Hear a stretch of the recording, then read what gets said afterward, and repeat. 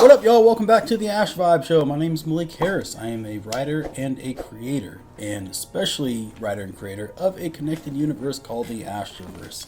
The Ashverse is a connected character universe that has multiple different galaxies in it, a superhero world, a fantasy world, you see back there, and then a sci-fi type world. And in this world, you know, I've been creating it for the past 15 years. So when I do these breakdowns, these reactions, it's not just to blindly react to it. It is because I am building my own universe. And there's a lot of information that I've missed over the years from being a childhood fan that I like to study and pick apart and learn from. So I always welcome your guys' input. I mean, I could be studying it by myself without any type of insight from you guys. But the whole point is to get you guys engaged and help me build my own connected universe and make it one of the best new universes that are out today. So with that being said, we are diving into every godlike being in the Marvel Universe explained. This is by a newer creator that I haven't actually seen too many of their videos. I don't know if I've seen any of the videos. Jaden Films. But it sounded interesting. I like the title. I've seen a lot of other every overpowered Marvel hero, every cosmic level, this and that. And I feel like the term can get really tricky when it comes to Marvel. So every godlike being kind of gives like a general spectrum while also being a little bit more specific, because there's so many overpowered people in Marvel Universe that we could list off. And I see that this video is about 20 minutes. I doubt that this is even going to cover most of them. I feel like watching this, there's going to be a lot of times where it's like, oh, this person could have been added, this person could have been added, oh, well, how do you do that? And it's always like that when you have these types of lists, you know what I mean? Because there's just so many fucking characters. Marvel literally has 1,000+ characters to pick from. So let's dive into it. I don't want to talk too much. I feel like there's something important I want to say, but I'll say it later, you know what I mean? We'll get to that. We'll get to that in good time. We got 20 minutes together at least, so yeah, I'll remember.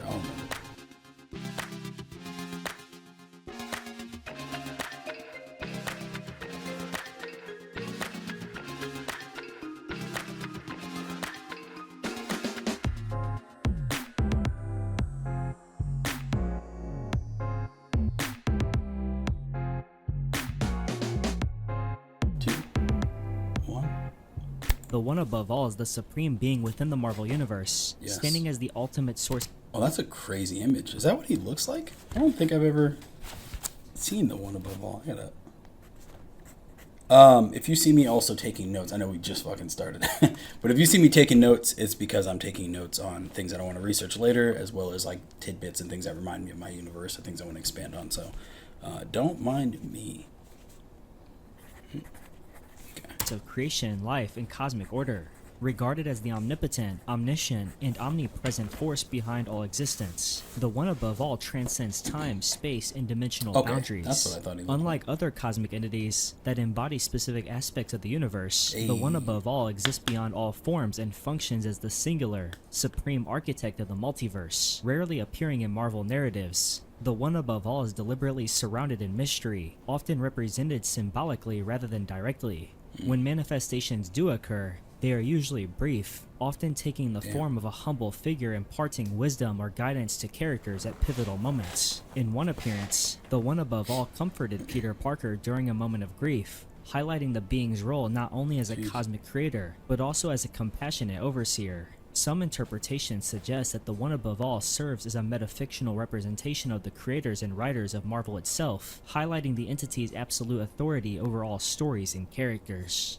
Among the countless forces that shape the Marvel... Okay, quick note already.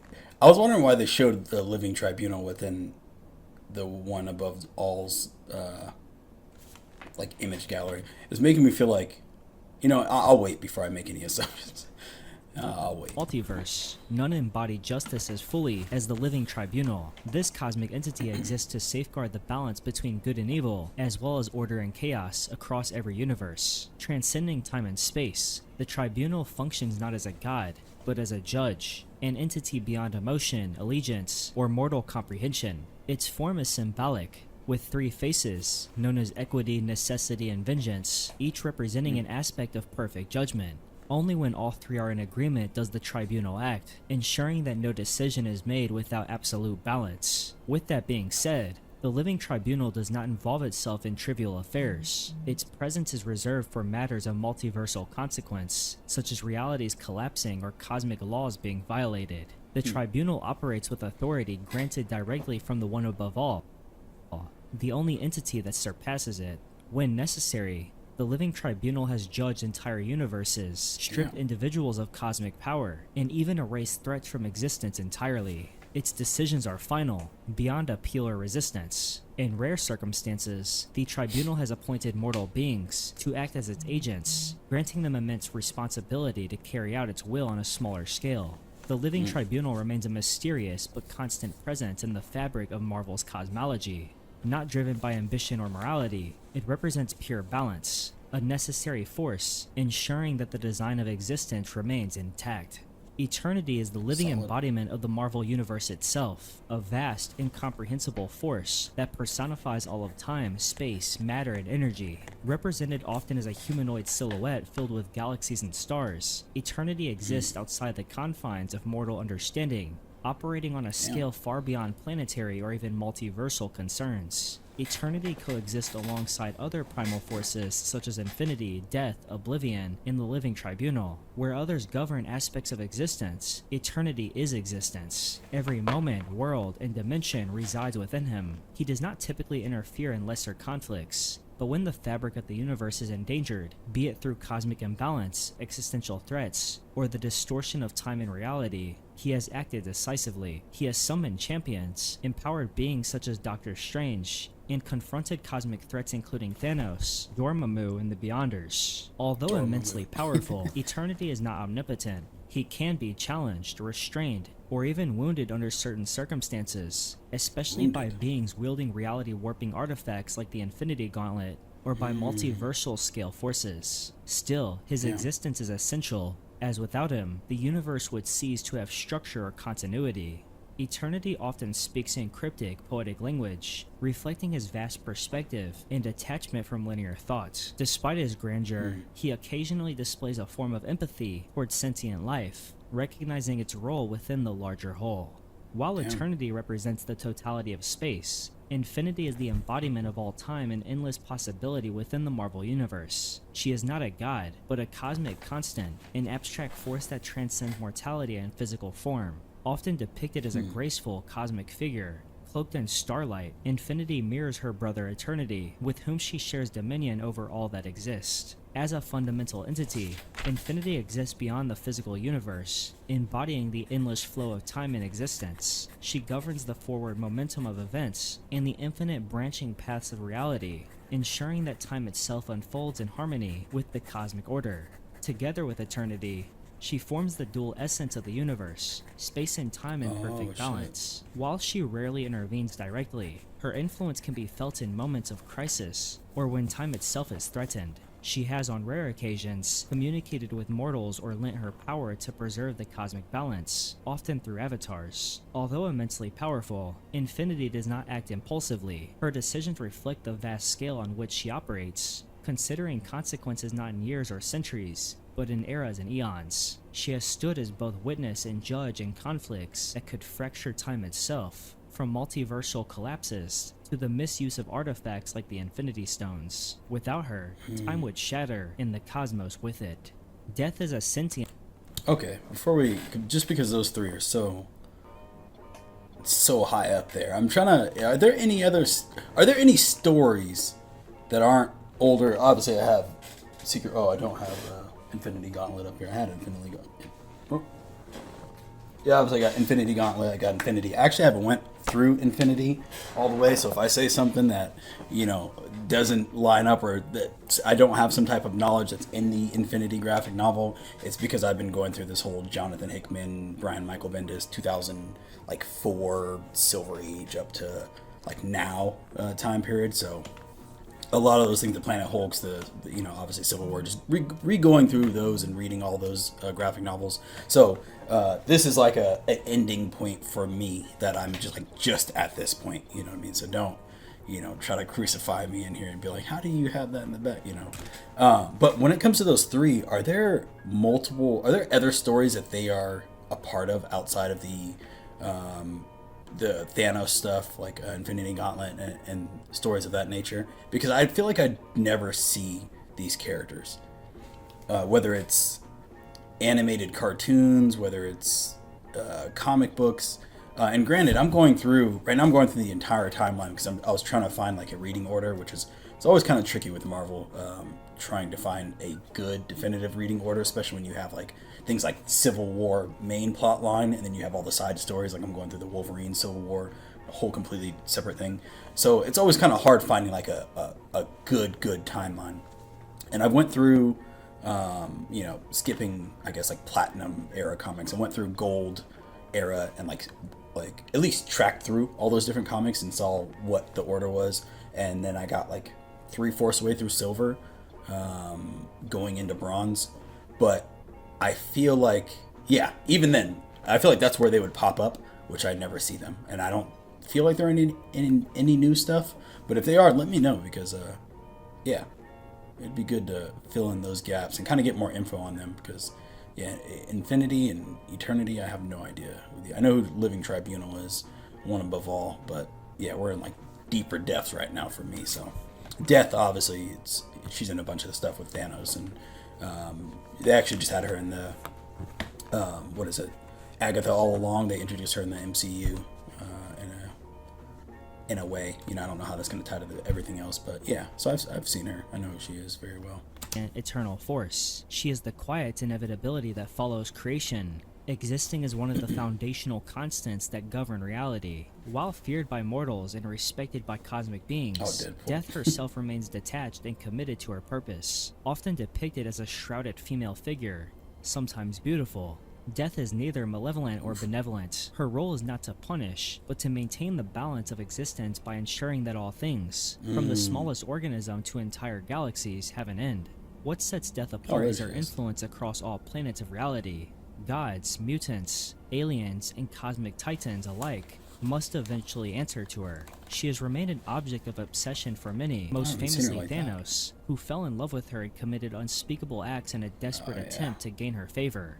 Yet Death rarely speaks, and when she does, her words carry the weight of finality. Though she holds immense power, Death does not act on whims. She has, on rare occasions, resurrected beings or allowed returns from the grave, but always in accordance with a larger cosmic balance. She does not seek worship or revenge, she simply is. Her existence is a reminder that no matter how powerful or eternal a being may seem, all stories must one day reach their end.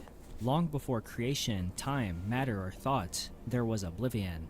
Unlike other cosmic entities that embody aspects of existence, Oblivion represents the absence of everything. He is not death nor destruction, but the void that exists beyond reality itself. Oblivion is often portrayed as a vast, shadowy figure without fixed form, shrouded in emptiness rather than substance. His presence signifies dissolution, the unraveling of matter, identity, and even concept. Oblivion is the silence before creation, and the abyss waiting beyond the end of all things. He does not intervene often, but when he does, it is to reclaim fragments of reality that have drifted too far into imbalance or decay. On rare occasions, he has manifested avatars, such as Maelstrom, to act on his behalf in the realm of the living. Though feared by many, Oblivion is not evil. He is an essential part of the universal equation. Without him, the cycle of renewal and rebirth would collapse, for it is in contrast to his nothingness that existence gains meaning.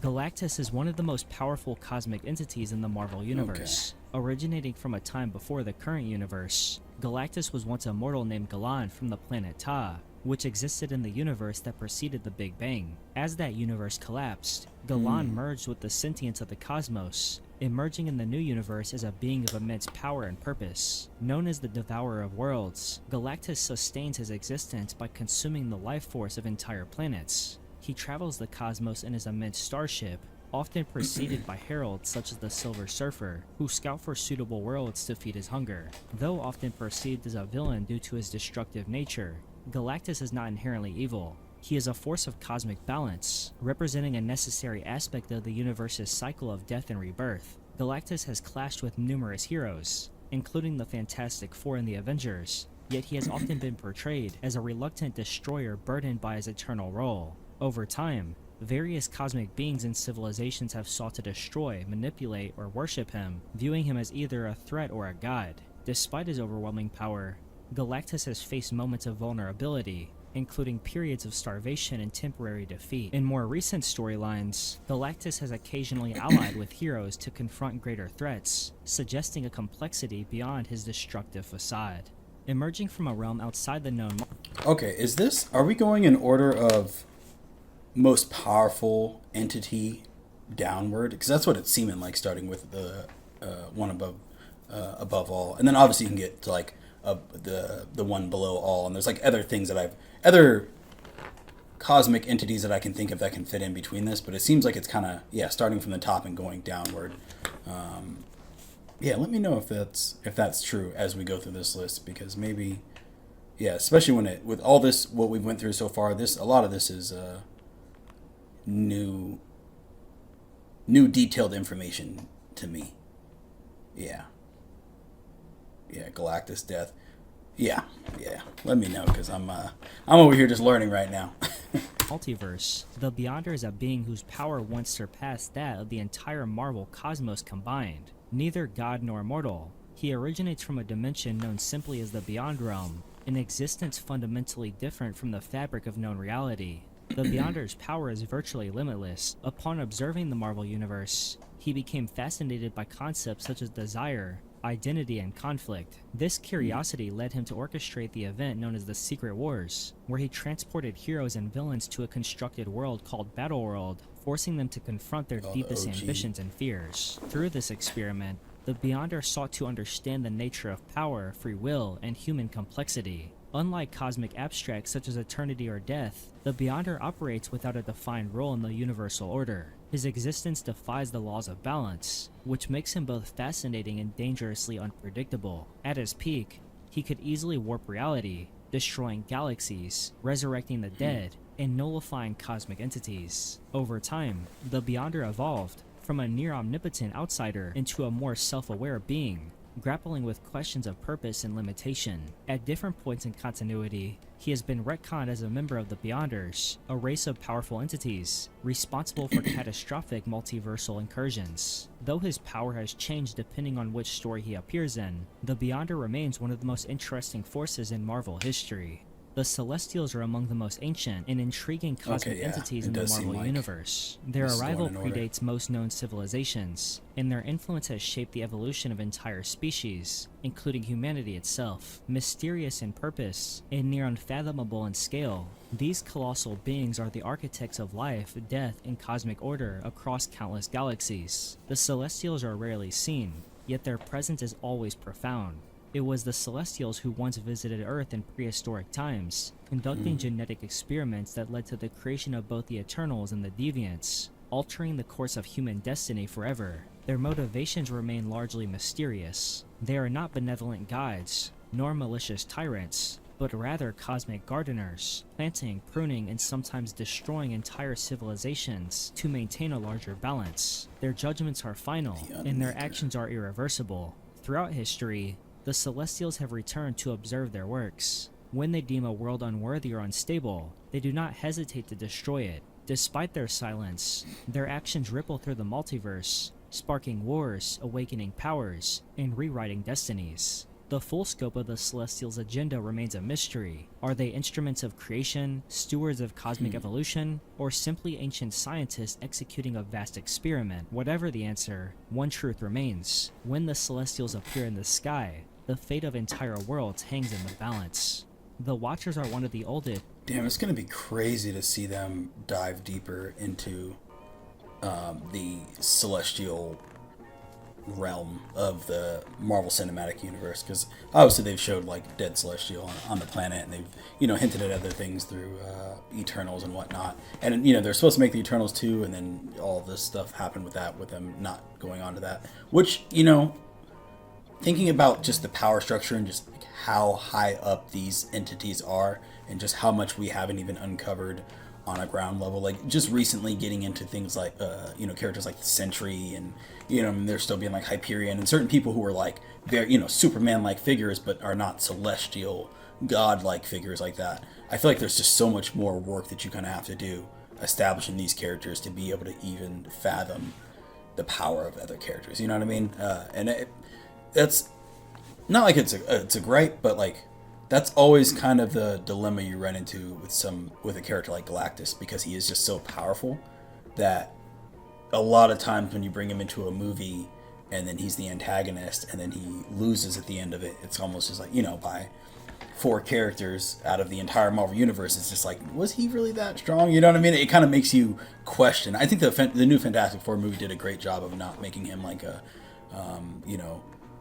villain punching bag. Even though he technically lost, he wasn't like defeated. He was more, his plans were abolished.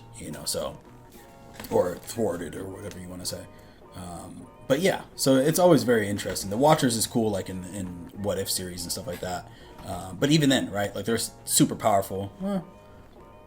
Yeah, they're powerful, but you still get to see them go against like Ultron with all the Infinity Stones, or whoever else. That champions can still fight. That heroes can still one-on-one go against, or not one-on-one, 100-on-1. You know what I mean? Still fight hand-to-hand combat, in a lack of better words. So yeah, very interesting stuff, man. And most mysterious races in the Marvel Universe, tasked with one singular purpose: to observe and record the events of the cosmos without interference. Originating billions of years ago, the Watchers once attempted to share their vast knowledge with less advanced civilizations, only to witness those gifts lead to destruction. This tragedy defined their philosophy, and from then on, they adopted a strict oath of non-intervention. So I gotta go back to that. Define their philosophy, and from then on, they adopted a strict oath for vast knowledge with less advanced civilizations, only to witness those. I always think about this moment, this little brief moment where they showed Stan Lee and they showed the Watchers sitting here. It was interesting because I could never decide. I know there's like the theory of like, Stan Lee obviously is the one above all, and that's how he appears in like every Marvel. At least that's the story that I want to believe. And I've seen people talking about it before. But this is such an interesting scene because it's like, would Watchers even be within the same, and this is like deep nerd shit, you know what I mean? But would they even be in the same facility as the one above all? Or, you know what I mean? Because like, even right here, symbolically, them standing around him, it's like, are they guarding him? Are they, is he telling them something so they can go and put it into action? Because there's literally multiple Watchers here, like all crowded around him. Or are they observing him because, wherever Stan Lee is as a character, he's technically below them on some stance. So they're observing him because he's an interesting creature, It's always like rattled my mind. And now I get to share that with y'all, and hopefully it can plant a seed and rattle your guys' minds as well. Post in the comments and let me know your thoughts on that. Lead to destruction. This tragedy defined their philosophy, and from then on, they adopted a strict oath of non-intervention. Each Watcher is assigned to monitor a specific part of the universe, silently chronicling everything from the rise of civilizations to multiversal cataclysms. Among them, Uatu is the most prominent, having been stationed on Earth's moon to observe humanity's development. Though bound by his people's code, he has repeatedly intervened in pivotal moments, unable to ignore threats of extraordinary scale. The Watchers possess immense cosmic awareness and knowledge, often knowing events before they unfold. They have witnessed the formation of galaxies, the birth and death of gods, and the weaving of fate itself. Despite their passive role, their presence carries weight. Their silent observation alone often signifies that something monumental is about to occur. In rare cases, the Watchers have assembled to bear witness to events of such magnitude that they threaten the balance of existence itself. While they do not rule or manipulate, their archives hold the deepest truths of the multiverse, truths even the most powerful beings may not comprehend. Chaos and order are two fundamental cosmic entities in the Marvel Universe, representing the eternal opposites that govern existence itself. Chaos is the embodiment of unpredictability and freedom, while order stands for structure, control, and stability. Together, they form a duality that shapes the natural rhythms of the multiverse. These entities are not gods or beings with desires in the traditional sense. Instead, They function as primal forces, neither good nor evil, but essential. They rarely appear directly, but often act through powerful avatars. One such example is the creation of the In-Betweener, a being meant to serve both chaos and order equally. However, even this fusion of opposites struggle to maintain internal balance, revealing just how incompatible the two forces can be. Chaos and order are most often depicted as radiant, abstract figures, often existing beyond.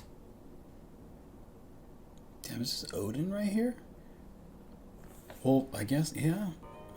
Yeah, sometimes because of how they depict Thor, and especially in the civil or cinematic universe, it's like they make those characters feel more humanly than they actually are. You know what I mean? Even like using Thor as like a kind of more of the comic relief type of character, it makes him seem very earthly.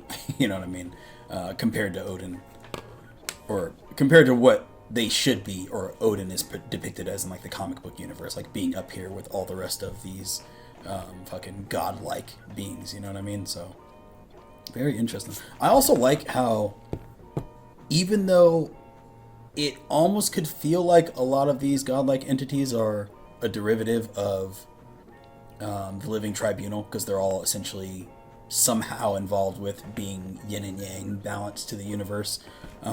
Like with, infinity, eternity, they're, they balancing each other out in a sense, and then you have Living Tribunal balance each other out, and then you have chaos and order, but they all represent different fundamentals of existence, which I notice is very, very interesting. Yeah, very interesting. It's one of those things I'm gonna have to go back through this probably again just to lock in, the difference between eternity, or I guess not really. Infinity's time, eternity's like space, time and space, chaos and order. I guess it actually is pretty simple. Damn, they thought of it all, man. What do I know? Let's play this video. Physical space and time. They observe the multiverse with detachment, only stepping in when the scales tip too far in one direction.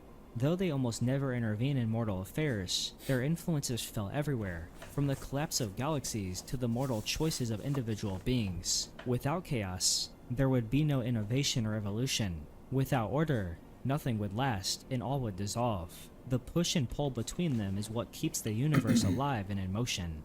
Kronos is a cosmic entity best known as the embodiment of time and a godlike figure tied to the origins of the Eternals. Once a mortal Eternal himself, Kronos achieved transcendence through a catastrophic experiment, transforming into a being of cosmic awareness and timeless power.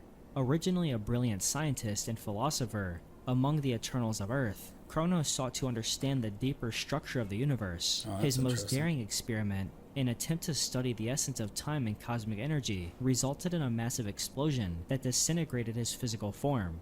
However, instead of perishing, Kronos was reborn as a disembodied force, his consciousness fused with the very flow of time itself. In this new form, Kronos became a guardian of time and cosmic balance. Though he rarely takes physical shape, his influence is vast, and often felt in the manipulation of temporal events. He exists outside conventional reality, observing the movements of galaxies and the destinies of gods with detached wisdom. Kronos is also known as the grandfather of Thanos. When Thanos once wielded the Infinity Gauntlet, it was Kronos who joined the other cosmic entities in an effort to stop him. Despite his vast power, Kronos typically refrains from direct intervention, preferring to maintain the balance of cosmic forces, unless the very fabric of time is at risk. Epoch and Eon are cosmic entities in the Marvel Universe, both serving as Epoch? Epoch? Epoch and Eon are cosmic entities in the Marvel Universe, both serving as embodiments of time and evolution.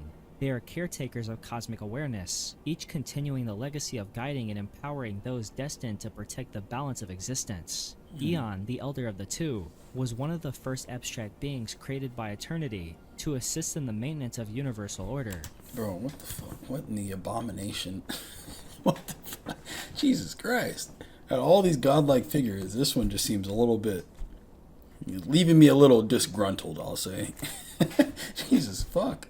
It's like Swamp Thing and Starro and Hulk and Scrolls and a bunch of shit just fused together. Grandfather. Sorry, I gotta take this note real quick. Alright. Jeez, man.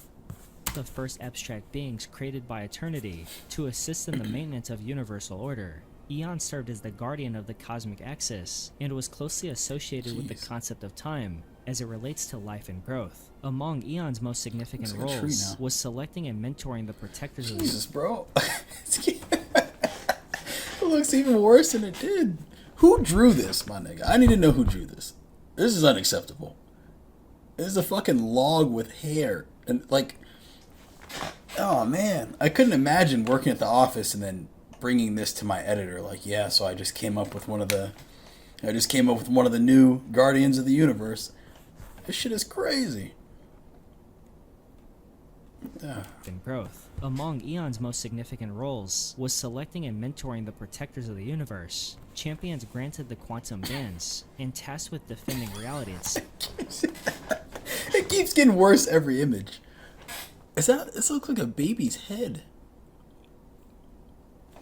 Jesus, man. This shit's fucked up. The most famous of these was Quasar, who inherited both the power and responsibility under Eon's guidance. Eventually, Eon was slain by Maelstrom during a cosmic conflict, but from Eon's death emerged Epic, Eon's offspring and successor. Though younger and less experienced, Epic inherited the same responsibilities, acting as a cosmic custodian with immense knowledge and temporal awareness. Both Eon and Epic operate from realms that transcend physical space, communicating with chosen beings through visions, manifestations, or direct psychic connection. Together, Eon and Epic symbolize the ongoing cycle of time, legacy, and rebirth. The Stranger is a powerful cosmic entity in the Marvel Universe, known for his mysterious nature, immense intellect, and deep fascination with the workings of existence. The Stranger is a cosmic scientist and philosopher, roaming the universe in pursuit of knowledge, understanding, and experimentation. His origins remain deliberately vague. He does not represent a specific force of nature, but instead operates as an observer and manipulator of cosmic phenomena. The Stranger often approaches entire civilizations as test subjects, evaluating their moral structure, technological advancement, or evolutionary potential. His methods are often seen as cold or invasive, but his actions are rarely motivated by malice. To the Stranger, reality is a grand experiment, and he is its wandering scholar. He can manipulate matter on a planetary scale, warp reality, and travel across dimensions at will. Despite this, he rarely interferes in galactic affairs, unless something piques his intellectual curiosity. On occasion, this has led to clashes with Earth's heroes, specifically when his experiments threaten innocent lives, or the stability of a world. The Stranger maintains a massive laboratory world, where he stores entire species, artifacts, and anomalies for study. He is neither hero nor villain, but something in between, someone who is always watching and always learning. The Phoenix Force is one of the most powerful and enigmatic entities in the Marvel Universe, an ancient cosmic manifestation of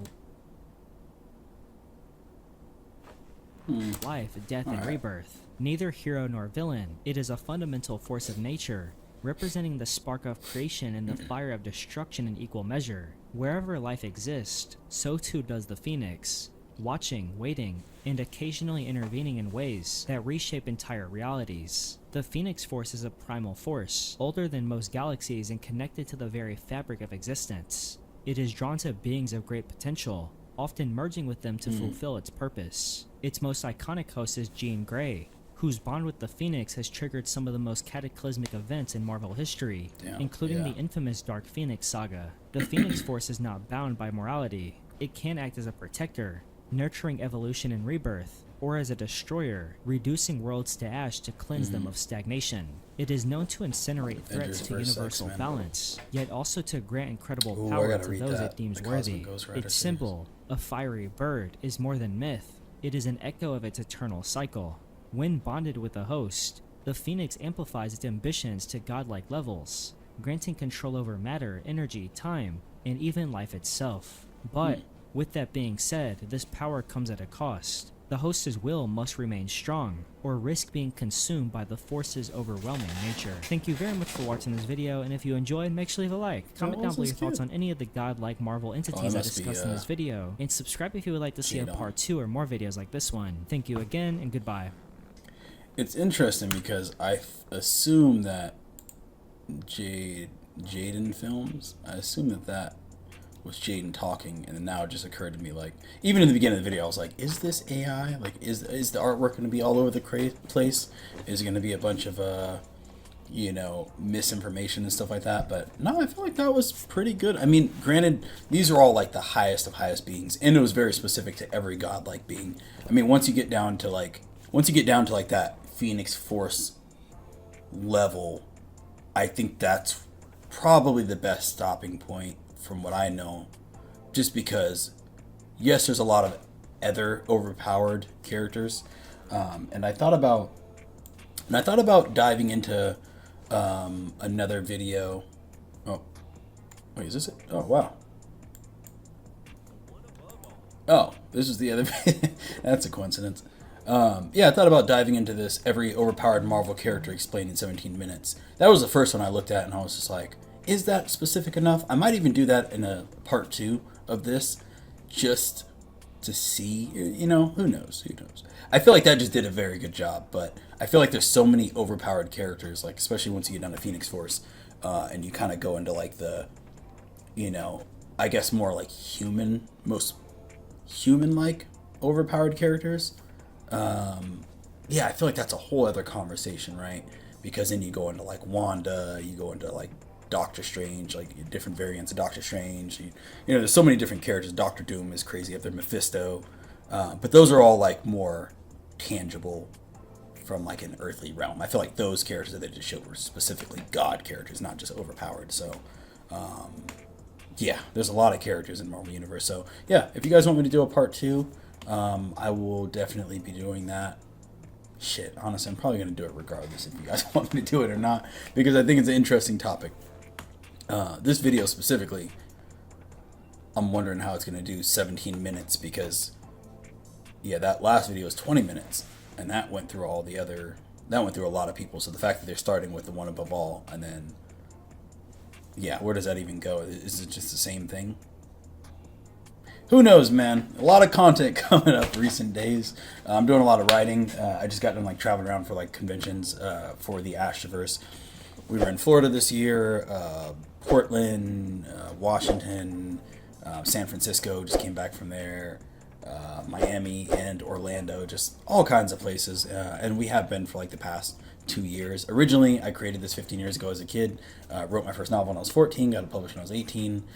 Didn't know about, like, marketing. I was, you know, a kid in high school still. It was like 210-page novel before the comics and graphic novels and whatnot. And then I went into filmmaking, did a bunch of different live action stuff, short skits, all that good stuff, got into short films.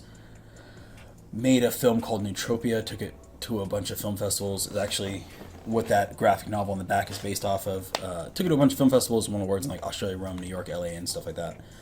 Rome, you know, all over the place. And now I'm, like, building out the foundation of the comic book verse. So there's a lot of content that I really would like to dive into as I'm just establishing core principles within the universe, and just kind of see, you know, study and see what they've done prior.